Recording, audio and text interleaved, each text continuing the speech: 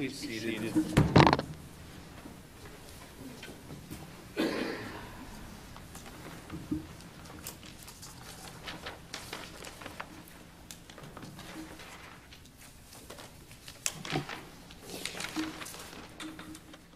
We'll call the only case for the afternoon, which is Grandlands Circus,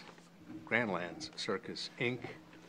versus Hobbs County Animal Safety Department, and Chris Samuelson and Mara's Hope Wildlife Sanctuary. These are consolidated appeals.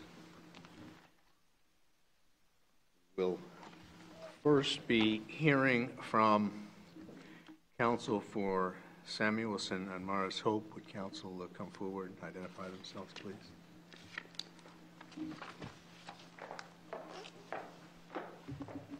Good afternoon, Your Honors, and may it please the Court, Stephanie Wilson on behalf of the appellant interveners, Mara's Hope Wildlife Sanctuary, and Mr. Chris Samuelson. I'm also representing Team 20. Excuse me. I'm representing Team 20. All right. Are you reserving time for? Yes, I would like to reserve 3 minutes for rebuttal, please. All right. Granted. Thank you. The issue before the Court is whether the trial court abused its discretion in denying my client's motion to intervene. Because upon review for abuse of discretion, this Court must ensure whether the purposes of the law are given effect, and because Section 387 must be interpreted broadly in favor of intervention, the trial court abused its discretion below. Why must it be construed broadly? Your Honor, because Section 387 articulates the state's belief that parties with an interest in litigation should be able to intervene in order to protect those interests, where those interests would be affected by judgment in that case. And here... Isn't it the fact that your intervention would be redundant, that the interests that you hold are already being represented by the department that's a recognized party to the litigation? 2 points, Your Honor. First, the requirement that the intervener's interests not be already adequately represented is only an issue in the statute under 387B for mandatory intervention. Here, our case rests primarily on permissive intervention, where it's not necessary to show that the interests would not already be adequately represented by the parties. I understand that, but what is the interest? What I've been struggling with in this case is that word as it appears in 387. What is the interest that your clients have here? Your Honor, the interest that Mara's Hope and Mr. Samuelson have in this case is as the whistleblowers in this case, who first directed the department's attention to the condition of the elephants in this circus. But being a whistleblower doesn't provide one with an interest, does it? No, Your Honor. We have to look to the statute or rule as it's written, and it uses the word interest. Now, it is correct that the interest be direct and immediate. Is that right? Yes, Your Honor, and Mara's Hope has a direct and immediate interest in this case because it is an organization that was founded for and continues to exist for the purpose of advocating for animals such as those kept by the circus. And this is precisely the interest that the court in Simpson-Redwood versus State found was a cognizable interest and found that the trial court in that case had abused its discretion in failing to recognize that interest. How is your client's interest, whatever that is, any different from any other members of the Hobbs County community, as Judge Pearson's question seemed to suggest a few minutes ago? It is different from any other member of the Hobbs County community, Your Honor, because this organization was founded for the purpose of advocating for animals such as those in the circus.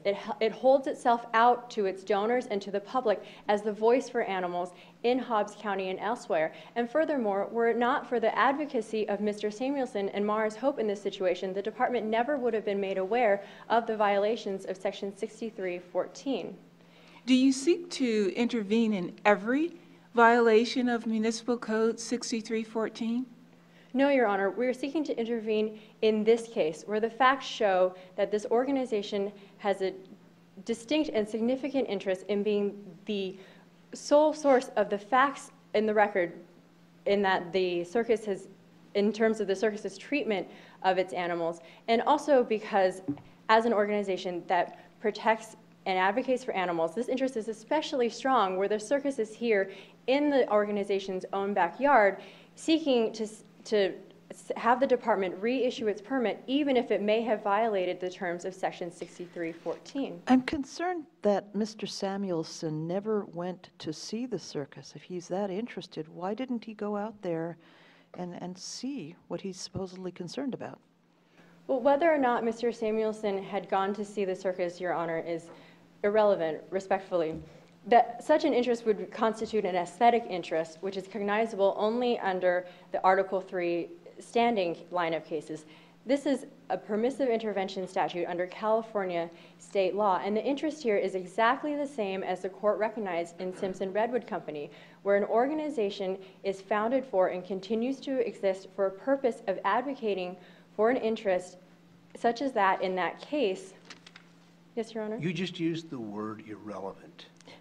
How is it irrelevant as we grapple with what 387 means by way of interest, that Mr. Samuelson, as the last question suggested, was not interested enough to even go out and examine the situation for which, as you've characterized it, he was a whistleblower?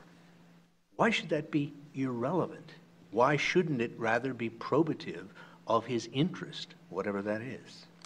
Well, there's two points in response to that, Your Honor. First, factually, Mr. Samuelson was not made aware of the facts in that situation until after the circus had concluded its September performances. And furthermore, the reason why I say it's irrelevant is because the interest that was found to be cognizable in the Simpson Redwood case is that there, the Save the Redwoods League had an interest in advocating for the conservation of lands such as the ones at issue in that case. And that's the exact words from the opinion at page 1201. And that's significant because the court did not say that the Save the Redwoods League had an interest in that land at issue or in those redwoods. It said that yes, Your Honor. No, go ahead.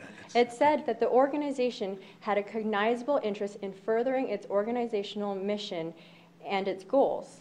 I have a question.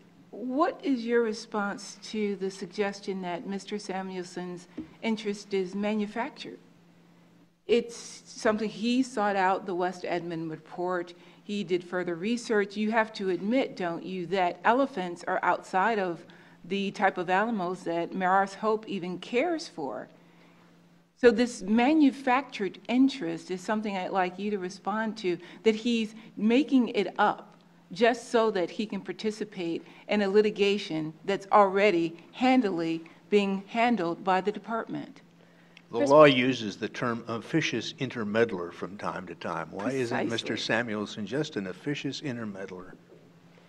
He is not an officious intermeddler, and he has not manufactured the interest in this case because the organization that he founded is a privately funded organization that the public and its donors look to be a voice for animals in this organization. And for him to not have taken any steps when he heard about the condition of the animals, such as those at the circus, would have been to fail to advance the mission of that organization. And the failure to advocate for the animals, such as those kept by the circus, is exactly how the reputational interests of the organization in this case would be harmed. All right, we agree that as a matter of law, the interest has to be direct and immediate. But you also need to show on behalf of your client that that interest has been affected in a substantial way. Do you not? It must be shown that it would be substantially likely that this interest would be affected.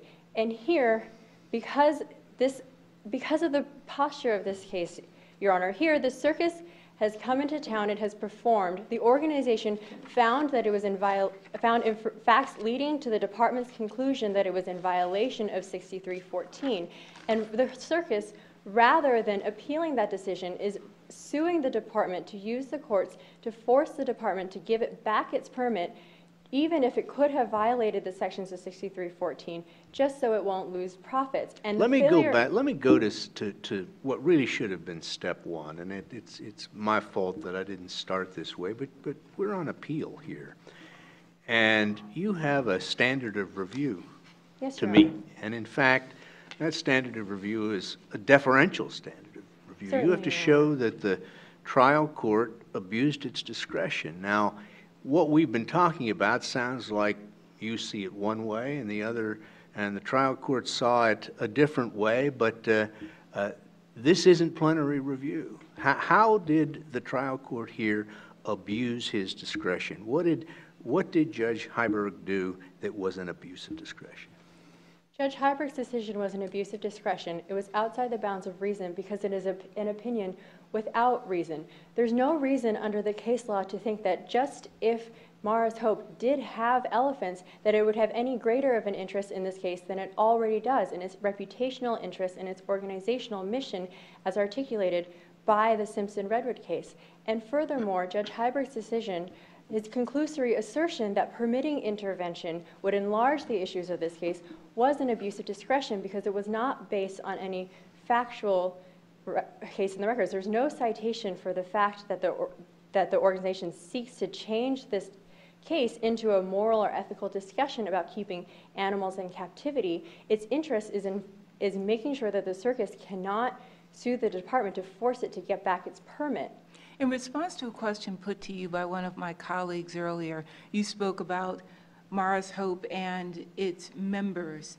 I'd like you to help me to understand the floodgates and whether they would be flung wide open if Samuelson and Mara's Hope, as you would agree, Samuelson's an individual, Mara's Hope an organization. Why not every resident or every member that similarly is concerned, why not allow each of them to intervene should they seek? It would not if we allow you to intervene. It would not open the floodgates, Your Honor, because Section 387 is a factual inquiry. So this court's decision could be limited to these facts in this case. Furthermore, the court's decision could be limited to where, as in here, the organization and the resident has done the original investigation and has proffered the complaint to the department.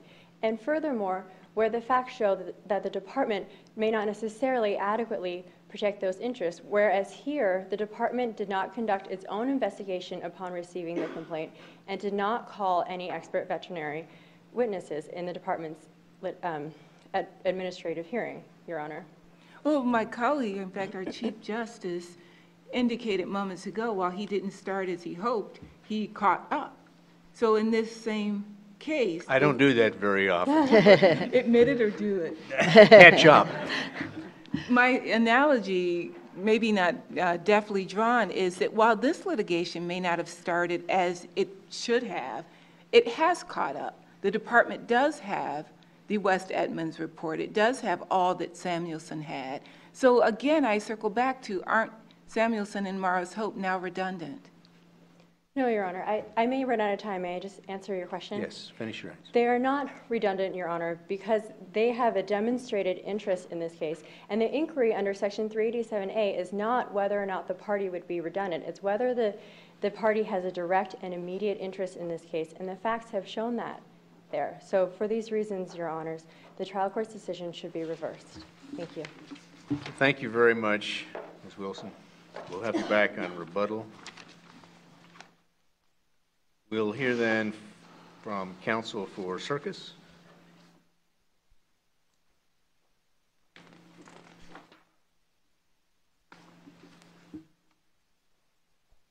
May it please the court, my name is Jake Brooks, my co-counsel is Andrea Lang, and we represent Grandlands Circus. Grandlands is in the business of providing family fun and entertainment, yet the Hobbs County Animal Safety Department has wrongly revoked Grandlands' performing animal permit.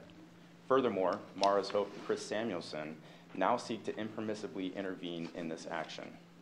I will explain why the Superior Court did not abuse its discretion when it denied Mara's Hope and Chris Samuelson's leave to intervene in this action, and why Mara's Hope and Chris Samuelson do not meet the 3 elements necessary for permissive intervention. Would you agree, though, that as the terms of the Rule 387 have been construed by the California courts, it's a pretty broad standard as to what constitutes an interest? It certainly is very fact-intensive, and courts seem to have relied on a multitude of factors. Well, aside from the facts, I've been struggling to really try to find a legal standard that constitutes some kind of limiting principle for an interest, such that everybody in the community doesn't qualify under 387. Can you help me with that? Certainly, Your Honor. I think the court in City and County of San Francisco versus State, Court of Appeal First District, said it best when they said that the intervener must stand to gain or lose by the direct legal operation and effect of the judgment. But what's that mean? Because I assume you would agree that that gain or loss need not be in a pecuniary sense, right? Yes, Your Honor. So what's to gain or lose? Well, the legal operation must directly impact Mara's Hope and Chris Samuelson, and it cannot be consequential. And I mean, if it makes these folks who want to intervene unhappy, is that an interest? that is an interest. I think they're very unhappy. That is certainly an interest. However, it's not a legally cognizable interest under the direct Why not? standard. You've agreed it need not be pecuniary. We also know, according to California case law, that it does not necessarily implicate a legal or equitable interest, right? That is true, Your Honor. So what's left? Their direct and immediate interest must be directly affected by the legal operation. So, for example, here, Mara's Hope's interest in protecting and advocating for wildlife, while a valid interest, would not be directly affected by a revocation of a single permit. And that is all that is at issue here.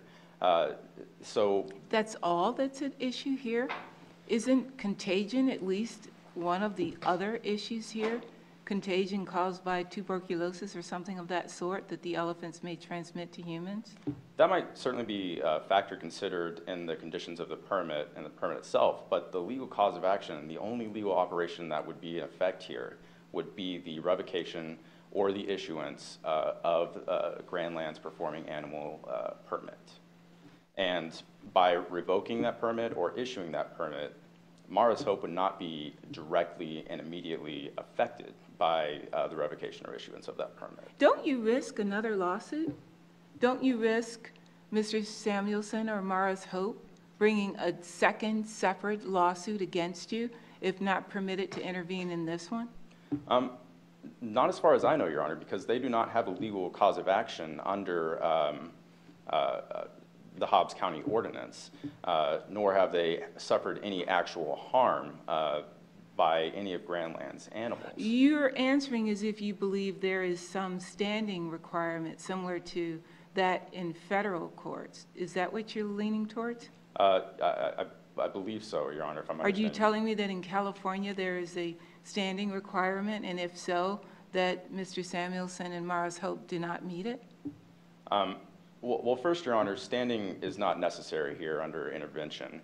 But second, Standing in what sense? Standing in an Article 3 sense, that is a U.S. constitutional Article 3 sense? yes, Your Honor. Right. And that's clear under California law. That is clear. They do not have to have it. But don't some of the cases still talk about standing? Perhaps a statutory standing?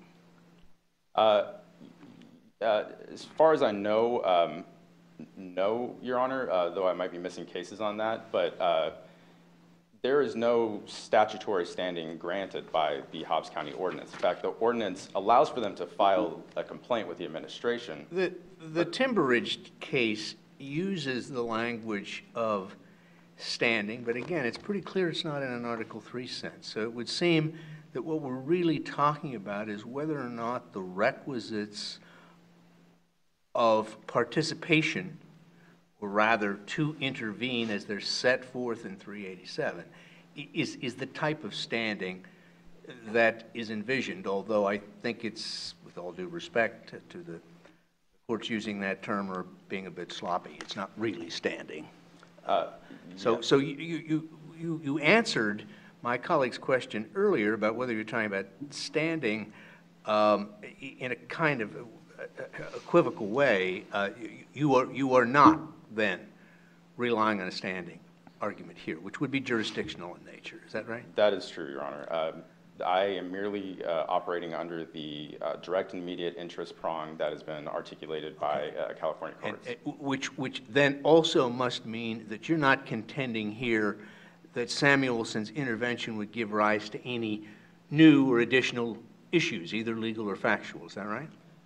As far as I know, no new legal causes of action would be asserted, however. Well, that brings me to the question that's been bothering me. If they're not going to bring in any new issues, really, what's the problem with them intervening? I don't understand why the circus is fighting this. Well, that would fall under the second prong of intervention, that the parties would expand the scope of litigation. That's the second prong, of course, recognized. But you just said you're not contending that it would expand it. That this, as far as you know, that was your word. They were your words.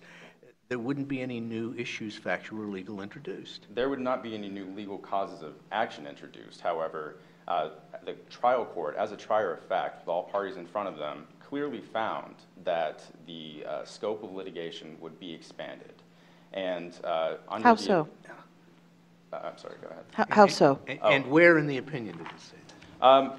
Under paragraph 24, the court clearly states that they believe that the expansion of the scope would be expanded, and it would turn into a moral and ethical referendum on animals.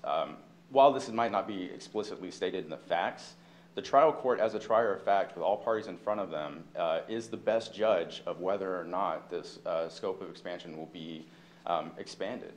Under the abuse of discretion standard, even if this court could come to a reasonable other conclusion, as long as the trial court did not exceed the bounds of reason for its decision, it should still be given due deference. But you still haven't answered my question. Bringing the interveners in, I don't see the harm that it does to the circus. Can you tell me? That would probably fall under the third prong, if I'm understanding your question now, which is the interest of the intervener have to outweigh the interest of the original party to continue litigation on its own. And here, that interest would be, Grandland's interest outweighs Mara's Hope and Chris Samoson's interest because, as I said, they do not even have a direct and immediate legally cognizable interest in the first place. However, if you disagree with that, their interest is still represented by the department, and the department can adequately represent those interests within this litigation. What makes you, I'm sorry. I'm just looking for a straightforward response to the question, why don't you want them in the litigation? What's the problem? We're a very friendly court. The more the merrier. What's the problem? Yeah. Well, Your Honor, there's a few reasons. As I said, their interests represented by the department, but Grandlands is the plaintiff, and as the plaintiff, Grandlands should be able to control the scope of its litigation that it has initiated. And Grandlands initiated the scope of this litigation against the department, and in effect, the department seems to be trying to cede its authority, which it has the sole authority to issue or deny permits, by allowing Mara's Hope to intervene in this action. Doesn't that really undermine your position, though? If that's what it seems, that that's what the department wants, isn't that a suggestion that the department wants or needs help? Not just that the court may need informationally, evidentially, other participation, but that a party does. Two responses, Your Honor. First, it's clearly the job of the department to issue or But who revoke did all permits. the work here? Mara's Hope and Chris Samuelson did provide a lot of the initial factual information at first. However, it's still within the discretion of the department, not Mara's Hope, to revoke that permit. And by allowing them to intervene in this action, it's expanding the scope of litigation to make the circus have to defend against whole new arguments and a whole new party that should not have to. Now, you're contradicting yourself. You indicated earlier that as far as you know, we were not looking at additional issues of either a factual or a legal nature, and now you seem to be suggesting that intervention would accomplish just that. Well, certainly not of a legal nature, Your Honor. That's correct. However, Mara's Hope and Chris Samuelson obviously do not have the same interest as the department. The department represents the citizens of Hobbs County. Mara's Hope and Chris Samuelson is a... In fact, don't you have the right through vigorous advocacy, if intervention is permitted, to object every time there is an effort on the part of Samuelson or Morris Hope to get into an issue that you did not initially raise or that was not framed initially as this case came to issue. That is certainly true that the trial court is able to control litigation. However, it's also true that the trial court has the discretion to decide who can intervene within this case or not. And the trial court clearly decided that Morris Hope and Chris Samuelson should not be allowed to intervene within this case. Additionally, Morris Hope and Chris Samuelson can participate in other forms in this litigation. They can participate as amicus. They can participate as expert witnesses called forth by the department. If that's truly what the department wants Morris Hope and Chris Samuelson here for, is their expertise, there is no stopping them from using that expertise by the department. However, it's not necessary for them to intervene in this action in order to share that expertise.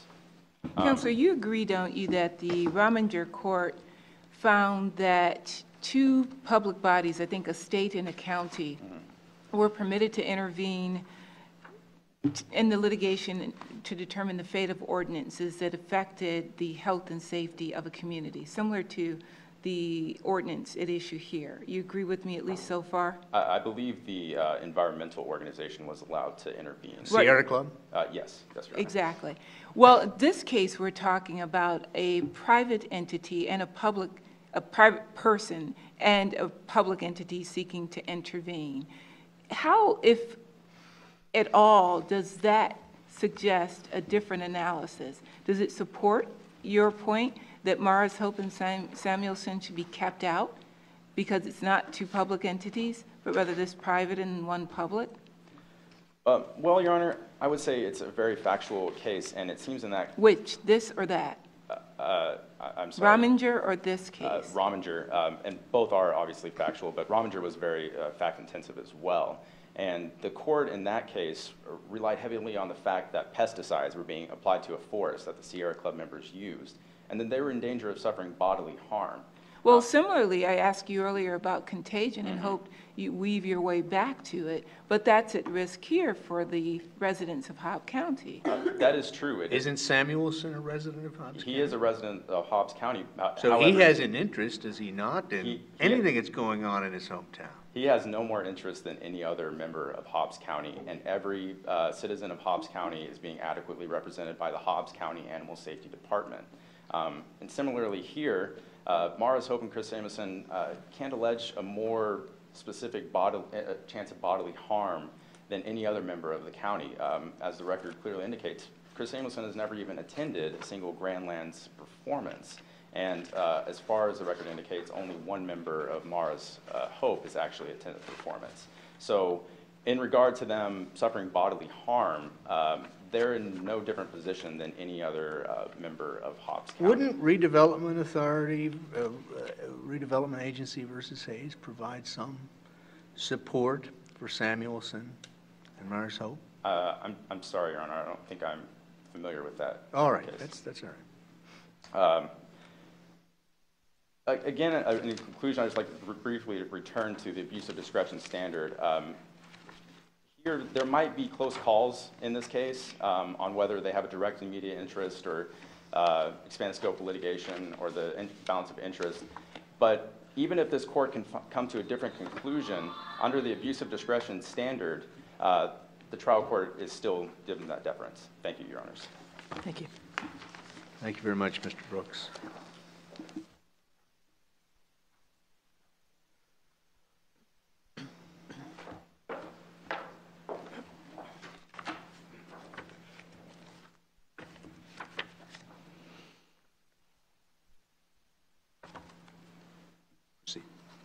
Thank you, Your Honors.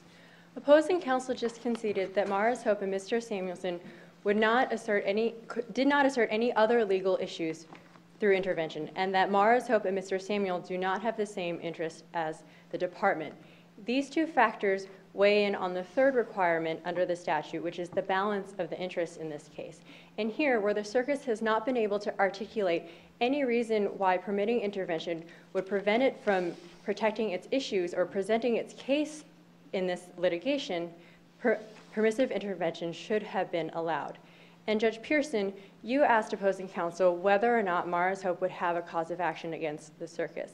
Likely they would not have a cause of action against the circus because private parties do not have standing under Animal Legal Defense Fund versus Mendez to enforce animal cruelty laws or to enforce this permitting scheme here. However, it would likely have a cause of action against the department under administrative procedure laws or perhaps under taxpayer standing. Thus, it would put the organization in the awkward position where rather than being able to intervene to join in the success of the department here, it would be forced to consider whether to do that or to sue the department whose interests What would the it has been damages aligned be? with. Where organizations, citizens and residents have standing under California taxpayer standing or under the Administrative Procedure Act where the department or the agency has failed to affect its... What damages? I mean, if that remedy is at least theoretically available, how would Samuelson and Mars Hope show any damages?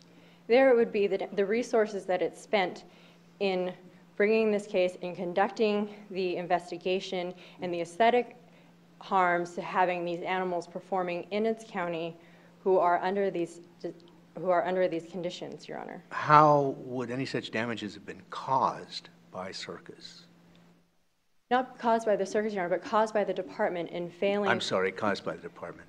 Here, because the department allowed the circus to perform in the county without any medical records. It allowed the circus to perform, and to this date has not provided But everything any medical your records. clients did was voluntary, was it not? Yes, Your Honor, but everything... Self-initiated. Yes, Your Honor, but that is not a bar to intervention in this case. Almost any case where intervention has been allowed is where the party has done some voluntary action. It was completely voluntary on the part of the Save the Redwoods League to purchase the lands and to contribute those to the state park. However, that was not a bar to its intervention in that case. Is there any law you're aware of that would stop Samuelson or Mars Hope from seeking declaratory judgment against the department, to ask that in the future it not abdicate its role, that in the future it not stand aside and allow circus activities like those alleged in this case to go on? I think that means your time is up. It's up to our chief. It's a very novel way of telling you your time is up, but... Would you like me to answer the question, Your Honor? Very quickly, yes, please. Okay. I don't think so, Your Honor. However, that's not the issue here. The issue here is whether the trial court abused its discretion in failing to allow Mars Hope to intervene. And the balance of harms in this case weighs strongly in favor of permitting intervention, and that's why the court's decision should be reversed. Thank you very much. We'll ask counsel for circus to go forward on the appeal now relative to the denial of injunctive relief.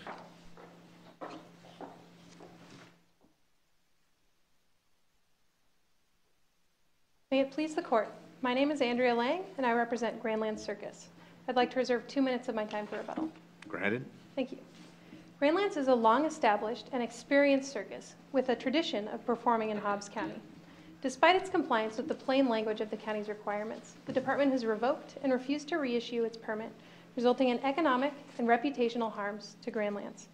Your Honors, the lower court abused its discretion when it failed to issue a preliminary injunction in this case for 2 reasons. First, the circus is likely to succeed on the merits in this case. And second, the balance of equities weighs in favor of Grandlands and issuing the injunction. First, Grandlands is likely to succeed on the merits in this case because it's complied with the Hobbs County Municipal Code.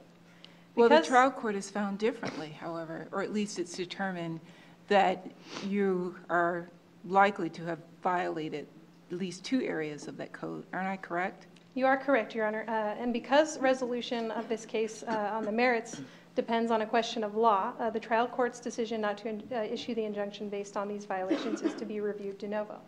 First, let's stop there. So this is, I mean, in the ordinary course, a grant or denial of a preliminary injunction is subject to straightforward abuse of discretion review. But you're telling us here that some kind of hybrid standard of review is called for because a statutory issue is somehow implicated here. Is that correct? That is correct, Your Honor. The balance of the two factors is to be reviewed under the abuse of discretion standard. What is your support for that proposition? IT Corp versus County of Imperial applied that standard. Many courts apply that standard. However, courts have also applied the de novo review to the merits when a question of law is at issue in a preliminary injunction. Always a pure question of law issue is subject to plenary review, to de novo review. But that's not where we are here. And of course, at least some of the cases you're referring to have involved a constitutional question, haven't they? One of the cases, and the name isn't coming to me right now, involved speech, right? We're certainly not in that realm. No, Your Honor. However, this does require determining whether or not Grandlands has violated conditions of its permit. Depends on how this court interprets the law under the Hobbs County Municipal Code. So, And also 597T, California. yes, which is incorporated into the statute. All right. Yeah, Could we talk about that for a moment? Of course, Your Honor. Can you explain how you're going to get past 597T and why you think you're going to win on the merits of that? Yes, Your Honor.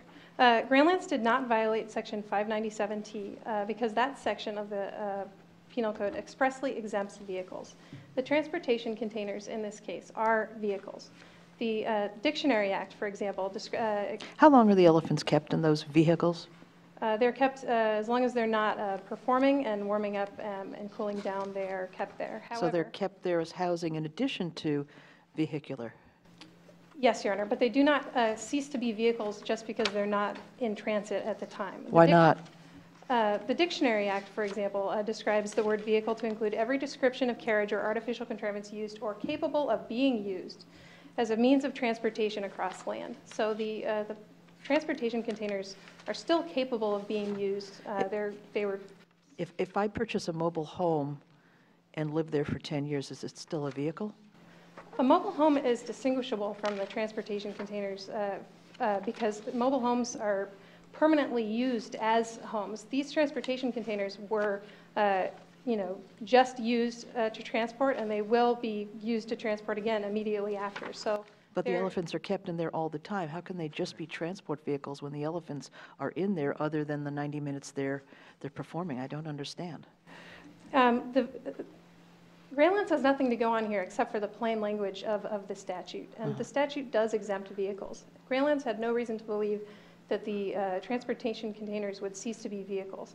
But even if you disagree, Your Honor, and you believe that they are not vehicles, Grandlands is in compliance with the statute. My colleague is not alone in disagreeing. I think you focus more than perhaps you should on the in a vehicle because it says in transit in a vehicle.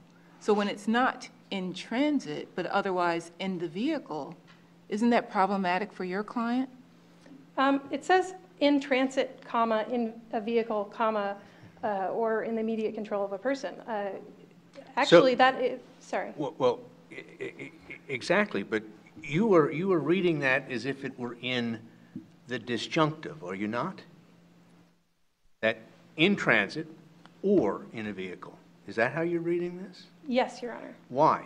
I mean, if that's what the legislature wanted to say, all they had to do is put that little two-letter word in there, but it doesn't say that. Isn't it more reasonable to read this statute as suggesting that in transit modifies in a vehicle? Or describes what the vehicle is doing?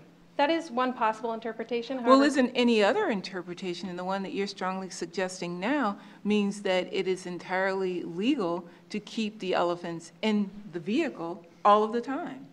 In fact, that's what you're suggesting doing with the 3 older ones as a concession, aren't you? Grandlands does not keep the elephants in a vehicle all the time. They do allow them, there is they do allow them time to warm up and cool down. So they do have time. But again, even if you disagree and you believe the transportation containers are not vehicles, Grandlands is in compliance with the Animal Welfare Act regulations, which are the only regulations explicitly mentioned in the ordinance. Under Section 7 U.S.C. 2146A, Grandlands would have been inspected for compliance with the Animal Welfare Act regulations once per year. And there's nothing in the record to indicate that Grandlands has ever been cited for a violation of the Animal Welfare Act regulations. So Grandlands has done its best to follow the Animal Welfare Act regulations. There's nothing to indicate they have been cited for them. And so they were not on notice that anything that Grandlands was doing was wrong. Are you suggesting that the Animal Welfare Act thus preempts the California law, 597T?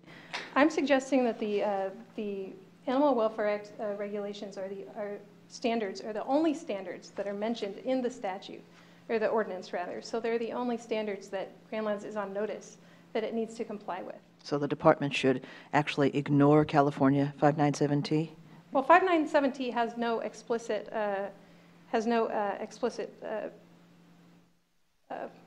definition of what an adequate exercise area is. So, well, what do you maintain an adequate exercise area is? Grandlands maintains that adequate exercise area is what the Animal Welfare Act regulations say under 9 CFR 3.128. The enclosure shall be constructed and maintained so as to provide sufficient space to allow animals to make normal postural and social adjustments. Again, Grandlands would have been inspected once per year for compliance with this, and they've never been found to have violated. So the AWA and 597T are in conflict? No, Your Honor, they are not. The Animal Welfare Act standards are the standards that Grandlands used to determine that it used adequate exercise area for the animals. The second ground that the trial court found the department to have violated was Section A3. However, Grandlands had no revocations to report here and had no reason to believe that a failure to renew should equal a revocation in this case. The trial court found that the failure to renew is akin to a revocation. It certainly seems to have the indicia of a revocation. I mean, the circus cannot go on in West Edmond. Isn't that true? That's because true, of the Your Honor. non-issuance. However, permits can be revoked or can be failed to renew for a variety of reasons unrelated to permit conditions. So it's not on the record whether or not the reasons that West Edmond failed to renew would have been the same reasons that it would have been revoked. And so Grandlands had no reason to believe that it needed to report this revocation. These were the only But two... isn't that skirting the spirit of the statute, 597T? I mean, isn't it expected, 6314A3, isn't it expected that when there is a problem that leads to non-issuance and ideally revocation, that the county or the location in which the circus next expects to perform will reveal it? You'll self-report if it's happened within the last 3 years, and Grandlands didn't do that. If it were clear from the record what the reasons were that West Edmond failed to renew the permit, I might be inclined to agree with you because it says, disclose any reasons for the revocation. But there are no reasons for non-renewal in this case, let alone a revocation. But you stipulated that you agree that the information in the medical records is accurate, that the report was accurate as produced by West Edmonds. Isn't it fair to infer that West Edmonds' report dictated its decision not to reissue the permit? It is, that's an inference, Your Honor, and it's not supported by the fact that there's a 6-month time gap between the time the West Edmond report was issued and the time the permit was actually renewed. Are you suing West Edmond? No, Your Honor. Is that in the record? No, I suppose it's not in the record, Your Honor. These were the only 2 violations that the trial court found, and given Grandlands' compliance with the plain language of the ordinance, the Grandlands is likely to succeed on the merits. But the second, even if I'm still bothered by your ignoring 597T, but how about 596.5? Is Grandlands claiming that it doesn't violate that part of California law? Sorry. Sorry, Your Honor. 596.5 defines abuse and says which behavior shall include the discipline of any elephants, and then goes on to provide a list.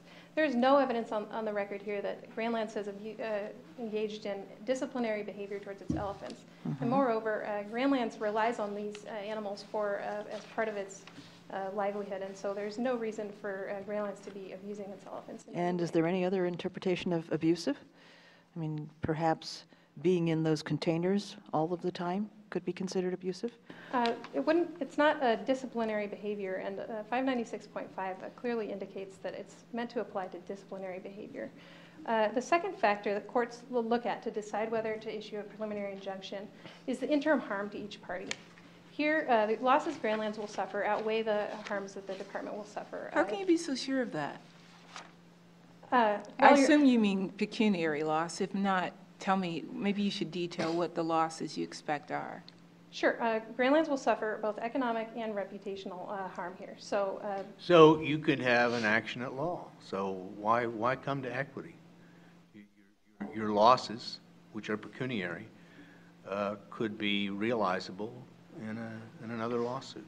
An action for damages. Grandlands' harms here are not reparable. Reputational harm, the loss of goodwill to the many families that come to enjoy Grandlands' performances are not reparable here, and the injunction is proper in this case Well, because you of that. have already been denied, or at least had non-issuance in West Edmond. I mean, that's a reputational hit, isn't it? That certainly can't be good for your reputation. Well, again, it's not clear what the reasons for that Well, there's a were, so- report and you're not invited back. I think an inference can be drawn, but let's not dwell there. I'd like to hear about what you're doing to mitigate your financial damages. There is an opportunity in West Gall.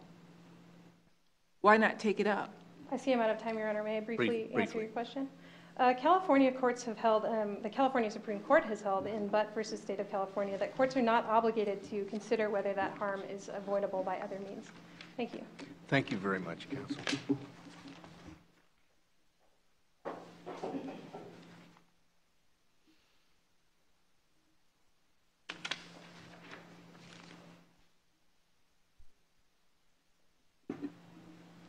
Good afternoon. May it please the court, Your Honors. Anna Bennett here on behalf of the Hobbs County Animal Safety Department.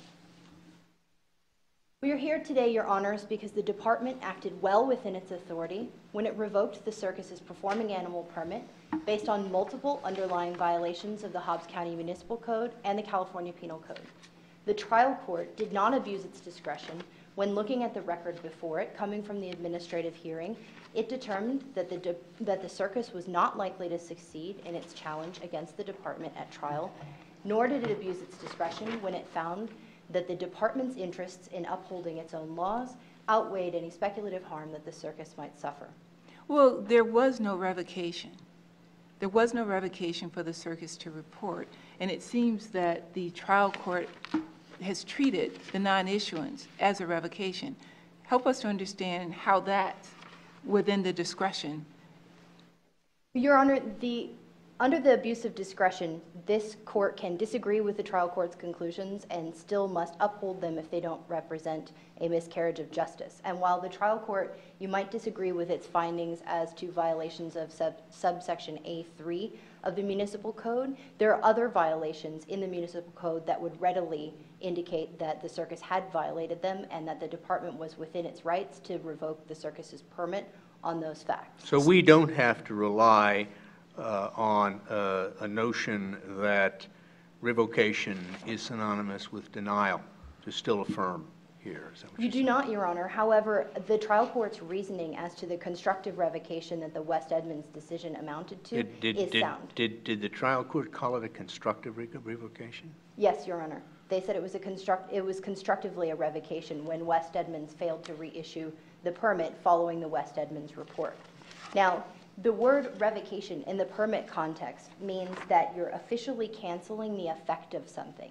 And so declining to reissue a permit within a short time frame after this report that details all these violations under the West Edmonds statute does amount to a constructive revocation, and the circus should have been on notice given that the Hobbs County Municipal Code subsection A3 specifically indicates that what the department is really interested in are the reasons that permits have been revoked. And speaking about that, it appears, at least I think it's a reasonable read, that the West Edmond report relied heavily on the treatment of elephants. I think perhaps the preliminary injunction in this case is broader than it needs to be, and I'd like to know what your position would be to the circus performing just without the elephants, all 5. Circus goes on, 5 elephants are well taken care of outside of circus watchers' view. Your Honors, that might be something that the department and the circus could agree to. However, there was no indication through the administrative process or up until the trial court proceedings that the circus was willing to suspend the performance of all 5 elephants. And indeed, there's indication here that the circus holds the elephants out to be the star attractions, if you will, of its show. And so that might be something that the department would consider. Can you clarify something? I don't want to call it a revocation. The failure to issue another permitted evidence happened how long ago? That was 3 years ago, Your Honor. Okay. Are we sure that these are even the same elephants who are involved? Your Honor, the circus has stipulated that the details contained in that West Edmonds report with regard to the condition of the elephants and the conditions they are housed in are all true. If those elephants are not the same elephants, the circus would have had every motivation to disclose that those are not the same elephants and that they are different elephants, but the circus failed to put that evidence in the record. Okay. The circus, frankly, failed to put a lot of evidence in the record that it is now claiming could have led the trial court to make a different decision. Now, trial courts take up an administrative decision, giving a great degree of deference to the administrative body's process. And given the facts before it, the trial court determined that the administrative body was well within its discretion to determine that there was at least one violation of the Hobbs County Municipal Code or the California Penal Code. Now, I'd like to draw your attention to Section 597T of the California Penal Code, because Your Honors rightly pointed out that the exemption in this section should not be read to cover animals that are kept within their transportation cars at all times of the day. The elephants in this case are kept in those transportation containers for 21 hours a day. They will remain in Hobbs County for sometimes up to 17 days in a row, getting only 180 minutes a day of exercise or moving around. And the trial court did not abuse its discretion when it found that that was inadequate. Under California law in the People v. Spiegel case, courts are allowed to use an objective standard of what is considered adequate in Section 597T. And so the trial court, based on the evidence in front of it, properly exercised its discretion to determine that those conditions themselves were not adequate. Why didn't the department request the medical records? Why didn't, after they found out that they realized they were missing, Your Honor? Yes. Your Honor, whether the department could have requested the medical records in this case is neither here nor there under this statute. The statute simply says that to get a permit, the medical records have to be made available to the department. Mm-hmm. And so the trial court erroneously concluded that revocation based on violation of that section was unnecessarily harsh, given that that is the remedy that's available under this statute. You heard your opposing counsels tell us rather convincingly that we're not sure, the record doesn't reveal why there was a non-issuance of permit. And I'd like you to speak to the presumption that I believe your client has that the non-issuance resulted from the West Edmonds report. Your Honor, the sequencing of events between the finding of the violations and the appalling conditions of the elephants in the report and then the failure to reissue, as you rightly stated, does lead to an inference that that is the reason the permit was West Edmonds declined to reissue the permit. But was the inference reasonable? Yes, Your Honor. An inference would not have been necessary had the department carried its burden here and shown more than it did. Well, Your Honor, the circus, in participating in the administrative proceedings before the department, was at liberty to explain why the West Edmonds permit had not been reissued. It's hard to believe that a circus that applies for a permit and then gets declined doesn't follow up with the jurisdiction to find out why that Why would be. they feel they had that burden when what they had there was a denial, not a revocation? I mean, they were entitled to rely upon the actual language of the statute, were they not? They were, Your Honor. And again, if this court disagrees with the trial court's consideration of that being a constructive revocation, there is still ample evidence in the record that the circus has violated at least one other provision of the municipal code. I'd like to bring your attention back to the violation of subsection A1, the medical records. Hobbs County Municipal Code subsection A1 clearly says that those records have to be made available to the department, and the circus clearly stipulated both at the administrative hearing and before the trial court that it had not provided them. But you did not ask. It says made available, and that seems to infer that you would ask if you wanted them. Your Honor, the use of the verb make in this section, so make something available, indicates that there must be some sort of action on the part of the circus. It doesn't say that the records have to be available or that the circus has them available or that the circus just have medical records, period. But It there's says a they have to distinction make them. between that and produce. Produce is obviously Or very active. disclose. Yeah. Well, if Your Honors find that the plain language of this statute is ambiguous, you're entitled to look to the purpose and the meaning of this statute, which is clearly to protect the public health and the safety of elephants. And so finding that the terms make available means that the department needs to have received those records to be in compliance with the permitting scheme was not an unreasonable assumption on the part of the department interpreting its own language, and the trial court giving deference to that interpretation did not abuse its discretion. The second element I would like to draw your attention to, Your Honors, is the harm issue. Because really what we have here is speculative harm on the part of the circus that is fully recoverable at trial. Your Honors mentioned financial damages, and as you correctly pointed out, any damages that the circus might suffer if it's available to prevail at trial would be available to it at that time. Beyond those financial damages, Your Honor, there's reputational loss, which the circus has neither concretely alleged at the administrative hearing or in the trial court below, but also there would be the availability of a declaratory judgment at trial saying that the department had wrongly revoked a permit, that such revocation was null, and would give the circus the ability to go back and correct any misunderstandings that would have been based on the short and speculative reputational harm that it may suffer. What harm comes to the department if we do allow the injunction? Your Honor, the harm here is great. The standard in California when parties are seeking to enjoin a public agency from performing its duties, as is the case here, under the Tahoe Keys precedent, is that there must be a great significant harm on the part of the petitioners, and that the court consider the public good and the public welfare in the balance of harm to the department.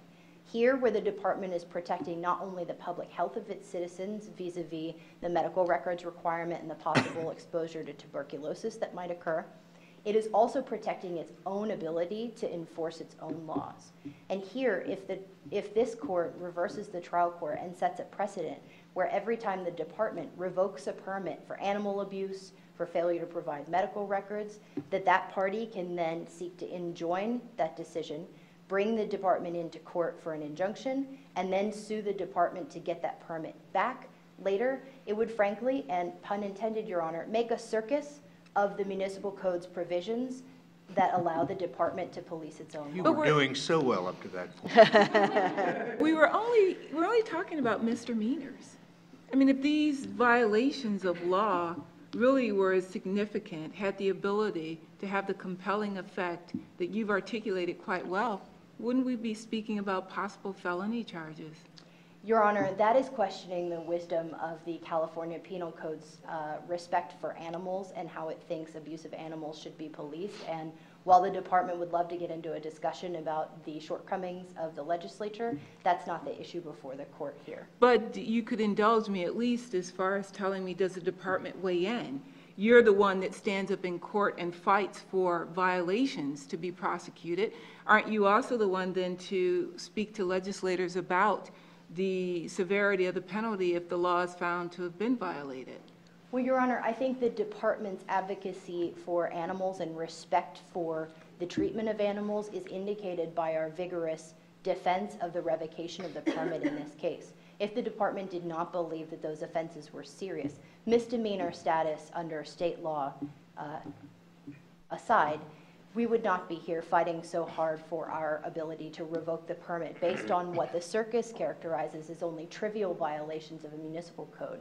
Trivial or not, these are the only rules that the department has to protect the citizens of Hobbs County and animals that come within its jurisdiction.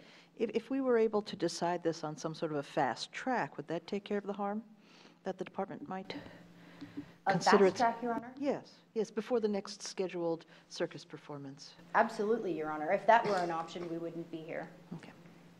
So for these reasons, Your Honors, taking the balance to the harm of the department's police powers and its protection of the public interest and the public good, and weighing those against the likelihood that the circus will defeat the department on every single violation under the municipal code and the California Penal Code, we request that this court uphold the trial court's determination that the circus was not likely to succeed, denying the injunction and finding that there was no abuse of discretion here.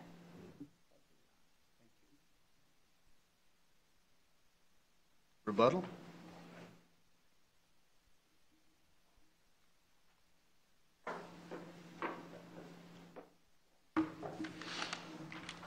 Two quick points on rebuttal, Your Honors.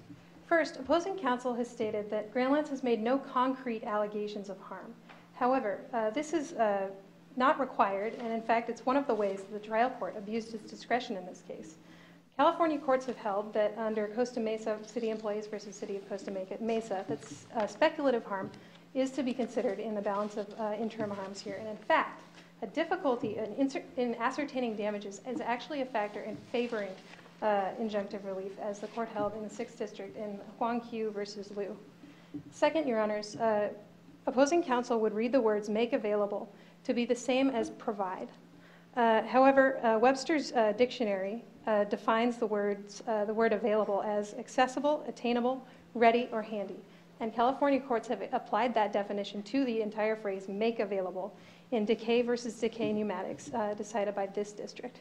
Furthermore, provide means something different than make available. And other California statutes, in fact, say provide or make available.